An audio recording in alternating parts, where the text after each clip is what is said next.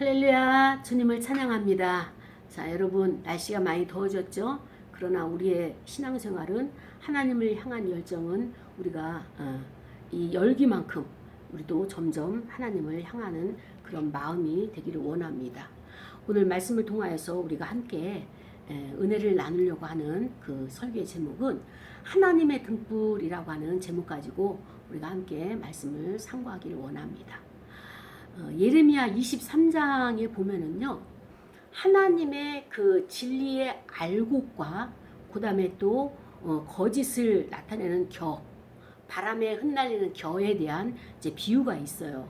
그러면서 우리 안에 하나님의 말씀인 진리의 말씀인 알곡으로 채워야 되는데 채우지 아니하고 거짓된 겨로 날아가는 바람에 불려 날아가는 이런 거짓을 가지고 진리의 말씀을 대신하는 마음과 생각에 이것을 채우기 위해서 우리가 애쓰는 것은 아닌가라고 하는 예레미야가 우리한테 질문을 하는 것이 있어요. 그래서 오늘 이 말씀을 통하여서 우리 마음 가운데 진리가 중심에 있는가? 하나님의 말씀이 내 중심에 있는가? 아니면은 정말 내가 거짓된 것, 세상의 가치를 포장해서 내 마음 가운데 내가 지금 은밀하게 가지고 있지는 않은지 이런 말씀을 깨닫기를 원합니다. 그러면서 이제 예레미야가 이렇게 얘기하는 거예요. 거짓 선지자들이 있다. 이 세상이 타락하고 이 세상이 하나님의 뜻대로 가지 않는 데는 가장 먼저 선지자들의 역할이 중요한데 그 선지자는 어떤 선지자냐? 거짓 선지자들이 있는데 이 거짓 선지자들의 특징이 있다는 거예요. 근데 이 거짓 선지자들의 그 행위가 무엇인가 하면은 하나님의 이름을 잊어버리게 한다는 거예요. 하나님을 의식하지 못하게 하고 다른 것이 더 좋아 보이게 하고 계시지 라고만 생각을 하고 그 앞에 코람데오로 나가는 그것이 아니라 하나님의 이름을 잊게 만들고 두 번째로는 뭔가 하면은 하나님의 말을 도둑질한다는 거예요. 마치 자기의 것으로 자기가 말한 것처럼 이렇게 말을 도둑질하고 세 번째는 뭐냐면은 하나님의 백성들을 미혹시킨다는 거예요. 이렇게 됨으로써 하나님께서 결국에는 진노를 일으키시는데 오늘 본문이 그거예요. 이 땅에 있는 이스라엘 백성들이 계속적으로 하나님의 말씀을 순종하지 못하는 거예요. 불순종하는 거예요. 그 불순종의 결과가 어떻게 되느냐? 우리는 뻔히 알아요. 저주라는 것. 그런데 그 저주라고 그렇게 표현할 것이 아니라 하나님은 디테일하게 구체적으로 말씀하시고 구체적으로 그 사건에 대해서 행위에 대해서 그 하나님께서 요구하시는데 오늘 본문은 사무엘상 3장 1절부터 14절까지 말씀입니다. 이 말씀은 어떤 말씀이냐? 사무엘이 이제 아주 어릴 때 한나가 그를 엘리 제사장에게 맡겼어요. 그러면서 우리 사무엘을 양육시켜주세요. 교육을 시켜주세요. 앞으로 제사장으로 키워주세요. 라고 하면서 그를 맡겼습니다. 그래서 이 사무엘은 부모를 떠나서 엘리 제사장과 이제 성전에서 같이 이제 지내게 되는 거죠. 지내면서 엘리 제사장의 지시를 받고 교육을 받고 하나님을 어떻게 제사 드리고 제사 예물을 어떻게 해야 되며 그 예식에 대해서 쭉 공부를 하고 있는 그런 과정 가운데 있는 거예요. 이때 엘리는 점점점 나이가 들어가면서 눈이 어두워지는 거예요. 잘 안 보이는 거예요. 그래서 이렇게 희미한 눈을 가지고 예배를 제사를 집례한다거나 이렇게 하는 것이 어렵기 때문에 지금 사무엘이 엘리 제사장을 많이 돕고 있는 이런 상황이 되었습니다. 그래서 점점 눈은 어두워 가는데 그때에 자기 처소에 누웠고라고 2절에 나와 있죠. 그런데 하나님의 등불은 아직 꺼지지 아니하였다. 그래서 사무엘은 하나님의 궤에 있는 여호와의 전안에 누워 있었다. 이렇게 이야기를 합니다. 하나님의 등불이 아직 꺼지지 않았다는 의미는 뭔가 하면은 하나님께서 이 저녁에 등불을 감람류를 켜가지고 불을 켜서 밤새도록 그 성전을 비추는 거예요. 그러고 나서 우리는 자지만 하나님은 그곳에 계시잖아요.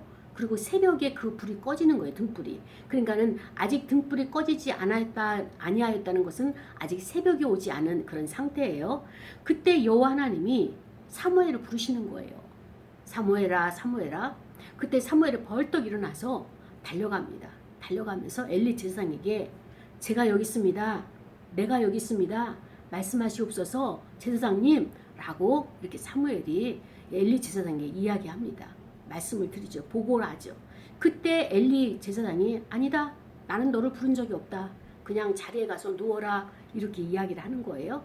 그래서 엘리 제사장이 부르지 않았기 때문에 사무엘은 또 자리에 누워요. 누워가지고 잠을 청하는데 또 음성이 들리는 거예요. 사무엘아, 사무엘아 라고 하는.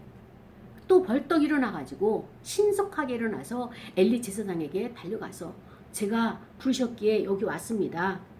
다시 부르셨기에 제가 여기 왔기 때문에 내가 여기 있나이다 라고 엘리 제사장에게 왔음을 보고하였습니다. 그때 엘리 제사장이 아들아, 내 아들아, 내가 안 불렀어. 그러니까 그냥 너는 자리에 가서 눕고 다시 누워라. 다시 잠을 자거라. 청하거라. 이렇게 이야기를 합니다. 사무엘이 그때까지 하나님이 어떤 분인가, 여호와 하나님이 어떻게 나에게 오시는지, 하나님의 음성을 어떻게 듣는지 아직 배우지를 않았죠.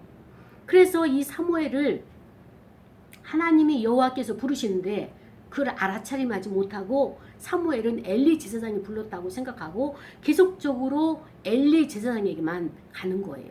가서 왜 부르셨습니까? 제가 여기 왔습니다. 분부하십시오. 말씀을 하십시오. 뭐 이렇게 이런 태도를 취했겠죠. 근데 그때 세 번째 여호와 하나님께서 사무엘아, 사무엘아 부르시는 거예요. 사무엘이 벌떡 일어나가지고 다시 엘리 제사장 앞으로 갑니다. 당신이 나를 부르셨기로 내가 여기 있나이다. 이렇게 또 보고를 하죠. 그때 엘리가 여호와 하나님께서 이 아이를, 이 사무엘을 부르시고 계시구나 라고 하는 것을 엘리 제사장이 딱 깨달은 거예요. 그러면서 엘리가 사무엘에게 가르칩니다. 가서 다시 너가 자리에 눕고 또다시 그가 하나님께서 너를 부르시게 되면은 너는 내가 말하기를, 사무엘아 네가 말하기를 여호와여 말씀하옵소서 주의 종이 듣겠나이다 이렇게 말씀을 드려라 라고 가르치는 거예요. 그래서 사무엘이 가서 자기 처소에 누웠어요. 또 여호와께서 임하셨어요. 임재하셨어요. 그리고 전과 같이 사무엘아, 사무엘아 부르시는 거예요. 그때 사무엘이 엘리 제사장이 가르쳐준 대로 말씀하옵소서 주의 종이 듣겠나이다 라고 하나님 앞에 목소리를 내어서 화답을 올려드렸어요. 여호와 하나님께서 사무엘에게 말씀하십니다. 보라, 내가 이 엘리 이스라엘 중에서 한 일을 행할 것이다. 이제 시작할 것이다. 그런데 그 행할 일을 듣는 자마다 모두가 두 귀를 울리리라. 그 얘기 뭐예요? 깜짝 놀라서 충격을 받게 될 것이다. 그런 일을 내가 행할 것이다 라고 사무엘에게 여호와 하나님께서 말씀을 하시는 거예요. 내가 그 대상을 엘리 제사장의 집이다. 이렇게 말씀을 하시면서 처음부터 끝까지 그날에 있었던 모든 것들을 하나님께서 다 이룰 것이다. 다 완성시킬 것이다. 그러면서 내가 그의 집을 영원토록 심판하겠고 그에게 말하는 것은 그가 아는 죄악 때문이고 또 그가 자기의 아들들이 저주를 자청하지만 그것을 금하지 아니한 그것을 막지 아니한 그 연고다 말씀을 하십니다. 그러므로 내가 엘리 집에 대해서 맹세하기를 엘리의 죄악 모든 것을 제물로나 아니면 예물로나 어떤 것이라도 영원히 속죄함을 받지 못하리라 하셨더라. 이 말씀을 사무엘에게 하나님께서 하시는 거예요. 그런데 이 말씀을 하실 이 당신은요, 여호와 하나님께서 말씀하시고 여호와 하나님께서 계시를 하시는 그 말씀이 희귀한 때다, 이렇게 이야기하고 있습니다. 하나님이 이 시대가, 이스라엘 이 시대가 너무나 부패하고 타락했기 때문에 하나님이 스스로 계시를 안 하시는 거예요. 계시를 할 수가 없었어요. 그런데 사무엘이 이제 12살이 되어서 성전에서 수종을 들고 이렇게 하나님의 그 제사에 그 법도를 배울 수 있는 그 시기가 되자 하나님이 곧바로 사무엘에게 환상과 계시를 줘가지고 예언을 하게 하는 겁니다. 이것이 오늘 본문이에요. 하나님은 아모스에서도 나왔지만은 스스로 하나님을 우리에게 보여주셔야지만이 우리가 그것을 계시라고 하는데 우리가 하나님을 볼 수가 있습니다. 그런데 암흑의 시대에는, 어둠이 창궐한 시대에는 하나님이 스스로 계시를 받으시는 거예요. 사무엘이 태어나기 전 엘리 제사장이 이 제사를 대제사장으로서 이끌어가던 이 시대에도 하나님이 계시를 그냥 중단하신 거예요. 그것을 희귀하다, 약할 이렇게 하는데 그 얘기는 이상과 환상과 이 모든 계시가 끊어진 시대라는 거예요. 그러니까 하나님이 사무엘을 부르는데 엘리 제사장도 웬만하면 한 번이나 두 번쯤에서는 알아서 차림해야 될 거예요. 왜?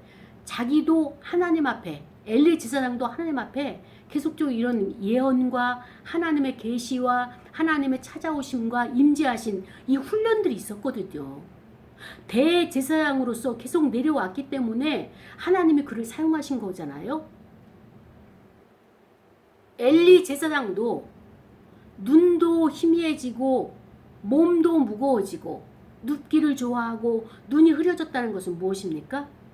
육신적인 눈이 흐려진 것도 있지만, 판단력이 흐려진 것도 있지만 영적인 눈도 둔감해진 거예요. 이렇게 둔해진 엘리 제사장이 그래도 하나님이 그를 부르시는구나, 이것을 알아차림해가지고 사무엘에게 교육을 시키는 이 마지막 사명을 감당하는 것을 보면서 하나님께서 엘리에게 마지막에 이 은혜를 주시는구나 라고 저는 깨닫게 되었습니다. 이 말씀은 오늘 저와 여러분에게 주시는 하나님의 말씀이에요. 근데 중요한 것은 우리가 이 말씀 속에서 우리가 함께 나눠야 될 것들이 이제 여러 가지 이제 유형들이 있죠. 여러 가지 유형들이 있는데 그 시대마다 하나님께서 일을 시작하시잖아요. 근데 하나님은 사람을 통하여서 일을 시작하시는 거예요.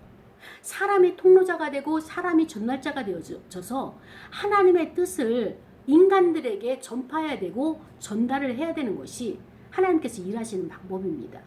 근데 이제까지는 엘리 제사장을 통하여서 이스라엘 백성들이 많은 죄를 속죄함을 받고 어떻게 양을 통하여서 제사를 통하여서 하나님이 그렇게 속죄 은총을 허락을 하셨죠.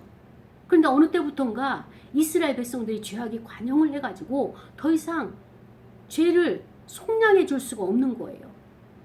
이렇게 되자 하나님께서는 잠잠하셨어요. 근데 어느 정도로 잠잠하셨는가 하면은 14절에 보니까 어떤 말씀이 있습니까? 엘리 집에 대하여 엘리 집의 죄악은 제물로나 예물로나 영원히 속죄함을 받지 못하리라, 이렇게 단정하면서 못을 박으셨어요. 자, 제물은 무엇입니까? 양, 피 흘림의 제사죠. 이 피 흘림의 제물을 제바흐라고 하는데, 피 흘림이 있는 희생 제사가 있고, 그 다음에 또 예물은 무엇입니까? 민하라고 하는 곡식, 피가 없는 곡식을 가지고, 곡식을 빤 고운 에바를 가지고 하나님 앞에 올려드리는 소제의 제사가 있죠. 근데 하나님이 이런 예물이나 제물도 다 필요 없고 어떤 것을 가져와도 내가 이 엘리 제사장의 이 집안의 죄악에 대해서는 절대적으로 용서하지 않을 것이다. 이제 심판이 됐다. 심판하리라 작정했다. 라고 하는 것을 사무엘에게 예언하게 하시는 거예요. 나중에 이제 이후에 그 줄거리를 보게 되면 엘리 제사장도 사무엘에게 당부를 하죠. 사무엘아, 여호와 하나님께서 뭐라고 말씀하시든지 가감없이 다 그것을 나에게 너는 알려야 된다 라고 하는 그 부탁을 하죠. 어쩌면 대제사장으로서 하나님의 그 기름 부으심을 받고 하나님의 그 모든 영광을 입은 가정 아닙니까? 이 혈통 아닙니까? 그런데 하나님께서 그 혈통을 끊어내고 사무엘이라고 하는 아주 어리고 아무것도 모르고 하나님의 임재 경험도 없고 이 영적인 세계에 대해서 아무것도 모르는 그를 선택을 하셔서 하나님의 뜻을 전달하는 하나님의 그 입장을, 하나님의 그 마음을 우리가 이 시간에 들어가 보기를 원합니다. 그렇습니다. 처음부터 하나님이 이렇게 하셨을까요? 아니라는 거예요. 처음에는 이 위중한 위임식을 거쳐가지고 대제사장, 1년에 한 번 여호와 하나님을 만날 수 있는 지성소에 들어갈 수 있는 특권을 가진 대제사장으로 엘리 집안, 이 가문을 하나님이 선택을 하시고 엘리에게 기름을 부어주셨어요. 근데 언제부터 이렇게 하나님의 엘리 제사장을 제외하고 그 가정에 있어서 하나님이 그렇게 섭섭한 마음을 가지셨을까? 엘리에게는 두 아들이 있습니다. 홈리와 비느하스가 있죠. 이 홈리와 비느하스가 블레셋과의 전쟁에서 전투하러 나갔어요. 전쟁을 하게 되면 성가대가 나가고 제사장들이 나가면서 그 성가대를 지휘하고 그 다음에 진두지휘하고 앞서서 나가죠. 그래서 홈리와 비느하스도 전쟁에 나가가지고 거기서 법궤를 빼앗긴 거예요. 제사장의 법궤를 빼앗기니까 그 나라의 기운이 어떻습니까? 완전히 추락을 한 거예요. 그리고 설상가상으로 이 홈리와 비느하스가 그 전쟁터에서 죽었어요. 이 소식을 그 여호와의 문 앞에 앉아있는 엘리 제사장에게 보고를 하자 엘리가 이 비대한 몸을 가지고 그 의자에 앉아있다가 충격에 의해서 고꾸라지면서 목뼈가 부러져가지고 그 자리에서 또 죽었어요. 이 소식을 들은 그 며느리가 아이를 출산하다가 그 자리에서 여호와의 영광이 이스라엘에게 떠나갔다라고 하는 그 말을 남기면서 아이를 출산하고 죽었어요. 그래서 그 아이 이름을 이가봇이라고 이렇게 이름을 지었습니다. 이스라엘 나라의 대제사장이 죽고 그 후계를 이어갈 홈리와 비느하스가 제사장의 대를 끊어지고 그리고 또 며느리까지 죽는 이러한 일들을 오늘 사무엘에게 하나님께서 예언하시는 거예요. 어떻게 예언했어요? 내가 더 이상 엘리 대제사장의 이 집에 이 모든 것들을 내가 볼 수가 없다. 왜냐하면은 그 홈리와 비느하스가 성소에서 일을 하면서 어떤 일이 있습니까? 제물을 여호와께 바칠 게 있잖아요. 기름이나 콩팥이나 이런 것은 하나님 앞에 기름을 태워서 올려보내고 그 다음에 또 이제 하나님의 것이 있고 그 다음에 제사장의 몫이 있는데 이 제사장의 몫을 가져다가 먹는 건 좋지만 그 심부름한 사람에게 시켜가지고 여호와의 기름, 여호와의 것을 떼기도 전에 그 제물에서 좋은 것을 끌어다가 먹고 또 잘라다가 자기가 육회로 먹고, 그러니까 오늘은 제사장께서 그 날것으로 먹겠습니까? 그냥 날것을 달라. 그러니까 그 일을 진행하는 레위인들이 제발 달라는 대로 줄 테니까 첫 번째로 여호와의 것은 구분하고 여호와의 것을 먼저 구별해 놓고 그러고 나서 나머지를 마음껏 갖다 드십시오 라고 이렇게 사정을 해도 막무가내인 거예요. 그리고 하나님께서 가장 힘들어 하시는 것이 무엇입니까? 그 성막에서 봉사하는 여인들이 있어요. 그 봉사하는 수종드는 여인들과 이 홈리와 비느하스 제사장이 동침을 하는 거예요. 이 얘기는 무엇입니까? 하나님을 노골적으로 모멸감을 주고 하나님을 그 얼굴을 하나님의 그 뜻을 대적하는 이 행위, 하나님으로 하여금 너무너무 마음이 힘들고 그 모욕감으로 인해서 회복될 수 없을 만큼 이 고통스러운 상황을 홈리와 비나스가 계속적으로 행하고 있는 거예요. 그런데 문제는 엘리 제사장이 그것을 하면 안 된다 라고 하면서 그를 책망하고 바르게 가르쳐야 될 책무가 있는, 가정에 하나님의 율법을 가지고 그 교육을 시켜야 될 이런 가정의 아버지요 또 이스라엘의 대제사장으로서의 이 책무를 게을리한 거예요. 그런데 보니까 이스라엘 그 엘리가 사무엘상 2장에 보니까 22절부터 엘리가 매우 늙었더니 그 아들들이 모든 일과 해망문에서 수종드는 여인들과 동침하였음을 듣고, 그러면서 그 아들들에게 책망을 합니다. 너희가 어찌하여 이런 일을 하느냐? 내가 너희의 악행을 이 모든 백성에게서 듣노라. 그러니까 얼마나 이 두 아들의 제사장으로서의 태도가 그 갖춰지지 않는지 백성들이 다 알았어요. 소문이 다 들려가지고 백성들을 통하여서 이 아버지 엘리가 들은 거예요. 그러면서 24절에 내 아들들아 그리하지 말라.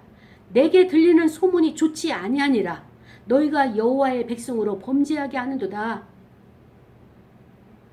사람이 사람에게 범죄하면 하나님이 심판하시려니와 만일 사람이 여호와께 범죄하면 누가 그를 위하여 간구하겠느냐. 이때 아버지의 말을 듣지 아니하였으니 이는 여호와께서 그들을 죽이기로 뜻하셨음이더라. 저는 오늘 이 본문을 하나님께서 주셨을 때 방향이 이 방향이 아니었어요. 근데 끊임없이 하나님이 하나님의 마음과 하나님의 진노에 대해서 제게 계속적으로 부어주시는 거예요. 이 말씀을 듣는 여러분, 하나님이 여러분들에게 말씀하시는 어떤 요구가 있을 거예요. 여러분 마음속에 그거 알고 있을 거예요. 찜찜하다거나 이래서는 안 되지? 어떤 것이 명확하지 않고 희미하고 계속 내 뜻을 하나님이 응답할 때까지, 하나님께서 나에게 맞춰주실 때까지 떼쓰고 있는 어떤 부분이 있습니까? 지금 홈리와 비나스가 하나님을 모욕을 했어요. 노골적으로 모욕을 했어요. 하나님이 이것을 못 참아내시는 거예요. 처음에는 엘리 제사장이 하지 말아라. 여호와 하나님을 섬겨야 되고 말씀의 율법대로 제사를 드리고 백성들을 가르쳐야 되는 이 제사장으로 부름을 받았기 때문에 너는 이 일을 해야 된다라고 엘리 제사장이 안 가르친 게 아니에요. 가르쳤어요. 그러나 이들은 처음서부터 홈리와 비나스는 이것이 경건의 훈련과 모양이 갖춰지지 않아가지고 습관대로 여호와의 전에서 제사를 드리기 전에 그 제물을 갖다 먹는 이 못된 악습들을, 행동들을 계속하고 있는 거예요. 하나님이 제사를 받을 때마다 이스라엘 백성들을 속죄를 해야 되는데 그 제물을 받는 것이 몹시 괴롭고 몹시 힘들었어요. 그래서 나중에는 엘리 제사장을 통하여서 하나님이 어떻게 행하시느냐, 그들을 포기했어요. 그리고 내버려 둔 거예요. 여러분, 처음에는 여러분이 행하는 것 이거 아닌데 라고 시작을 했어요. 이거는 내가 가야 될 길이 아닌데. 그러나 그것이 나를 유혹하는 것이 너무 달콤하고 그것과 함께 가게 되면 내가 주의를 하는데, 나는 그리스도인이고 나는 하나님의 자녀인데 언약 백성인데 요거 하나 정도야 라고 하면서 그것을 허용했다면 내 마음속에서 그 유혹은 점점 커질 거예요. 그리고 그것은 나에게 점점 미혹으로 다가와서 그 미혹은 내 안에 완전히 결합이 돼가지고 이게 하나님의 뜻인지 하나님의 뜻이 아닌지를 분별하지 못하도록 나의 눈을 가려놓을 거예요. 엘리 제사장처럼. 그렇다면 여러분 마음속에는 그 미혹이 잔재되어 있어가지고 하나님의 뜻을 구분할 수가 없습니다. 구별할 수가 없어요. 하나님은 아무리 계시를 해도 여러분의 마음은 이미 미혹으로 결합되어 있고 그 미혹에 의해서 여러분의 마음은 결정이 되기 때문에 하나님의 뜻을 아무리 비춰주고 진리의 빛을 비춰도 겨가 거짓된 것이 진리의 말씀과 알곡된 말씀을 가리워서 여러분 분별하지 못할 겁니다. 여기에 대한 경고예요, 지금. 처음부터 끝까지 그 이야기는 무엇입니까? 하나님이 처음 시작했으니까 마무리를 짓기까지 하나님의 주권하에서 이 일을 시행하시겠다고 하는 하나님의 말씀이에요. 예전에는 하나님의 말씀을 듣지를 못하고 희귀하여서 계시를 안 하시고 드러내지 아니하시기 때문에 우리가 하나님의 말씀을 못 들었어요. 개인적으로도 체험이 없었어요. 기록되는 성경 말씀이 하나님이신데 그 말씀이 나에게 다가오지를 않았어요. 그런데 여러분, 그 하나님의 말씀이 여러분에게 오늘 지금 임했어요. 이 말씀을 들을 준비가 돼 있습니까? 여러분이 그토록 원하는 하나님의 말씀이 오늘 저를 통하여서 선포하시는 거예요. 하나님이 지시하는 이 말씀대로 여러분은 실행할 준비가 되어 있습니까? 하나님의 말씀을 들을 준비도 안 되어 있고 실행할 준비도 되어 있지 않으면서 왜 하나님의 뜻을, 하나님의 말씀을 구하고 있는 거죠? 여러분의 마음은 이미 여러분이 원하는 유혹의 길로, 미혹의 길로 달려가고 있으면서 왜 하나님의 뜻을 구하는 거죠? 지금 하나님께서는 이제까지 이 모든 것들을 다 참아주고 인내하시고 언제까지 계속 하나님께서 기다리셨어요. 엘리도 하나님의 임재 가운데 들어갔던 자임이 맞습니다. 왜냐하면 엘리의 인격을 보게 되면 저는 사무엘이 부르셨습니까? 또 부르셨습니까? 하고 왔으면은 처음에 안 불렀다. 그러니까 너 누워 저기 잠자리에 들어서 자거라 이렇게 이야기했는데 두 번째 와서 또 부르셨습니까? 라고 한다면 저는 아니 안 불렀다고 했는데 왜 또 오는 거야? 난 안 불렀어. 난 앞으로도 안 부를 거니까 그냥 자. 이렇게 이야기했을 거예요. 그런데 엘리는 어떻습니까? 끝까지 온유하게 내 아들아 안 불렀으니까 피곤한데 가서 자거라. 잠자리에 눕거라. 이렇게 가르치는 것을 보아서 엘리의 성품이나 인격이 참 온유한 자예요. 그런데 이 엘리가 하나님의 임재를 경험했기 때문에 비록 늦었지만 둔하지만 어떻습니까? 세 번째 가서야 알아차림한 거예요. 깨닫게 된 거예요. 아, 내가 안 불렀지만 여호와 하나님이 사무엘을 저 조그만 것을 라고 하면서 의심하지 않냐고 사무엘아 이리 와봐라. 이제 다시 자리에 누워있을 때 여호와 하나님께서 너를 부르시게 될 거야. 그러면은 주여 제가 여기 있습니다. 말씀하옵소서 종이 듣겠나이다. 이렇게 너가 화답 올려드려라. 이것을 가리키는 걸 보면서 이 엘리 제사장도 하나님의 임재 가운데 굉장한 깊이 있게 하나님 만나주던 제사장이라는 것을 알 수가 있는 거예요. 그런데 엘리가 무엇이 문제냐? 교육도 잘하고 온유함도 있는데 이것이 온유함이 아니라 어떻습니까? 우유부단한 거예요. 사무엘을 가르칠 때는 잘 가르치지만 양육을 잘하지만 자기 자식을 가르칠 때는 정말 혼쭐이 나도록 눈물이 쏙 빠지도록 가야 할 길과 가지 말아야 될 길을 할 것과 하지 말아야 될 것을 구분하여서 이것을 가르쳐야 되는데 우유부단했어요. 따끔하게 교육하고 지시를 했겠죠. 그런데 아들들이 크게 경건의 훈련과 경건의 모양이 안 되는 거예요. 이럴 때 하나님께서 개입을 하시는 겁니다. 목회자가 하나님의 백성들 맡겨준 양들을 제대로 훈련을 시켜야 돼요. 근데 오늘날 이 성도들이 목회자의 이 지시와 가르침을 따릅니까? 자기가 받은 계시, 자기가 받은 성경 공부, 큐티를 통해서 받은 그 하나님, 거기에 매여가지고 목회자가 지도하는 그 길을 가지 않는 거예요. 그러니까 어떻게 됩니까? 목자고 양이고 함께 멸망의 길로 가는 거예요. 엘리는 하나님 앞에 쓰임받은 제사장이에요. 이 시대가 너무나 타락을 했어요. 왜? 제사장이 타락하니까, 제사장의 아들들이 이렇게 살아가니까 세상에 있는 아들들은 얼마나 더 세속화되어졌겠냐고요.